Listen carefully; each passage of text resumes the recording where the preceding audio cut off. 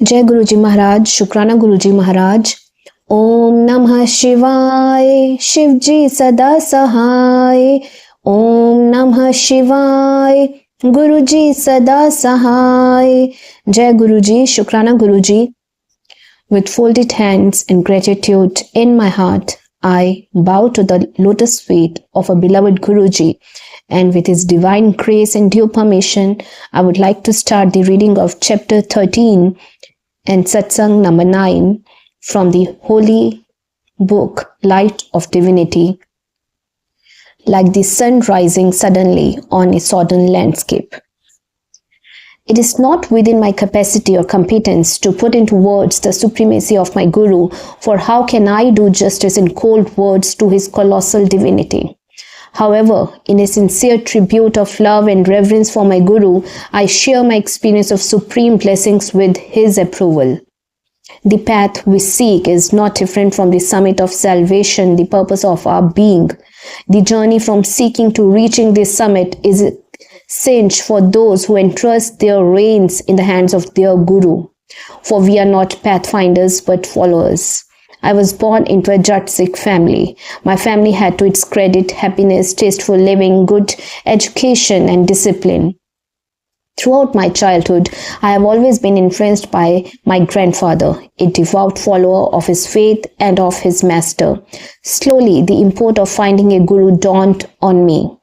I was married into a Jat Sikh family. My husband, the only son after 3 daughters in his family, was brought up with a lot of affection, which he seemed to have taken for granted. He learned to have his way. To his negligence towards the family and lack of responsibility towards himself can perhaps be attributed his fondness for alcohol, his major problem.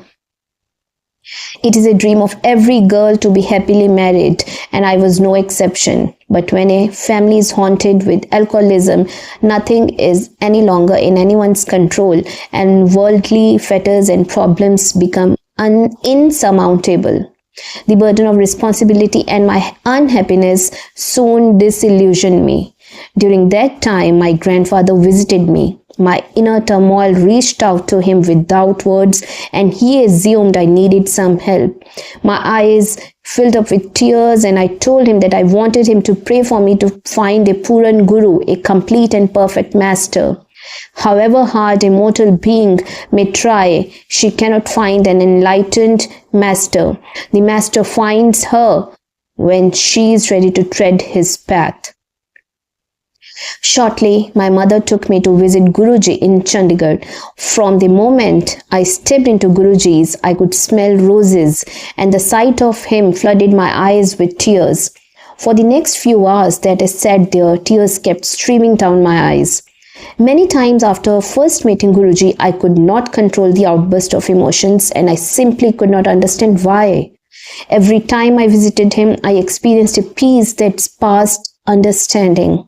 It was as if the flood of tears was singularly transforming me by some alchemical cleansing. In the meantime, my husband began to drink more. He lost all sense of responsibility and was squandering money.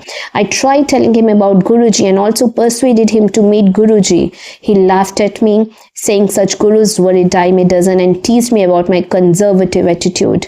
He also did not approve of my visiting Guruji. Around November 1999, my husband was posted to Lebanon on a UN mission. There, his drinking problem worsened and he was diagnosed as having liver cirrhosis. Our world fell apart. I took the first flight to be with him. The doctor clearly stated that his liver had packed up and that he would require a transplant within 2 years. To find a donor in such a short period was a near impossibility. Even if a donor was found, a transplant would have been exorbitant and in many cases unsuccessful. Doctors cautioned my husband that even a single drop of alcohol taken henceforth would prove fatal.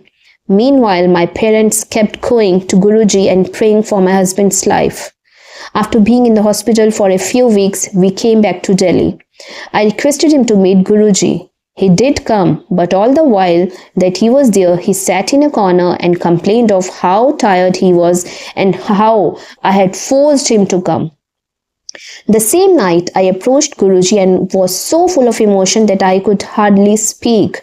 My mother and I prayed in front of him to save my husband, and Guruji replied, "How can I help him? He is a non-believer."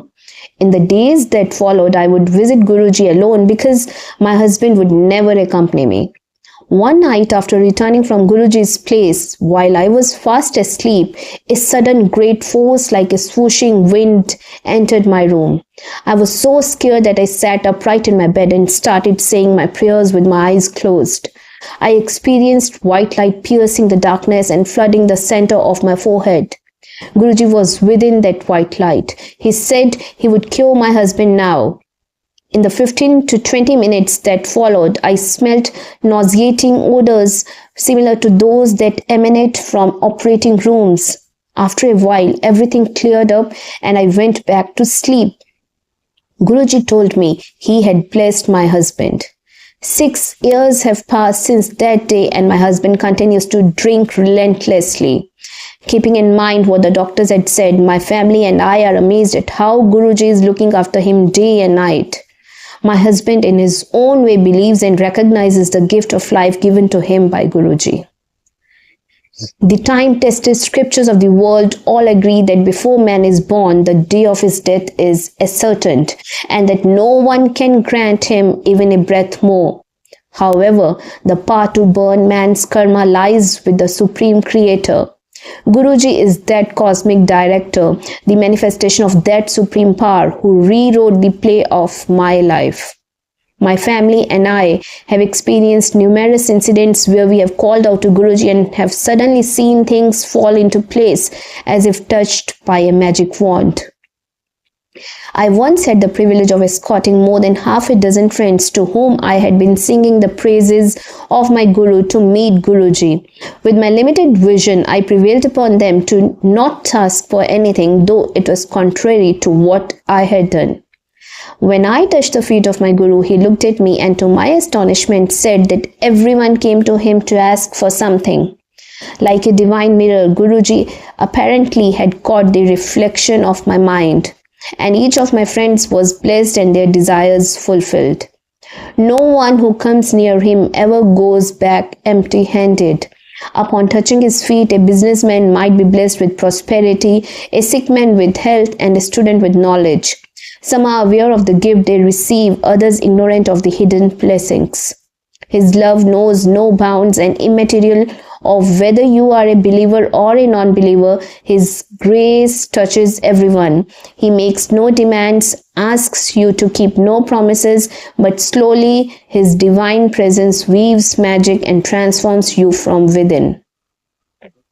Everyday people ridden with sorrow come in His presence, and His grace illumines their faces like the sudden rising of the sun over a sodden landscape. Satsang of a devotee. With this, I would like to seek permission from our Guruji to close today's reading and would seek his forgiveness if there was any mistake in narration, and I would also like to seek your forgiveness if there was any mistake in today's narration of today's beautiful satsang. And I would like to close today's reading and invite you for the reading of next beautiful divine satsang from the holy book Light of Divinity. Jai Guruji, Shukrana Guruji. Thank you so much Guruji. Thank you to each and every one of you.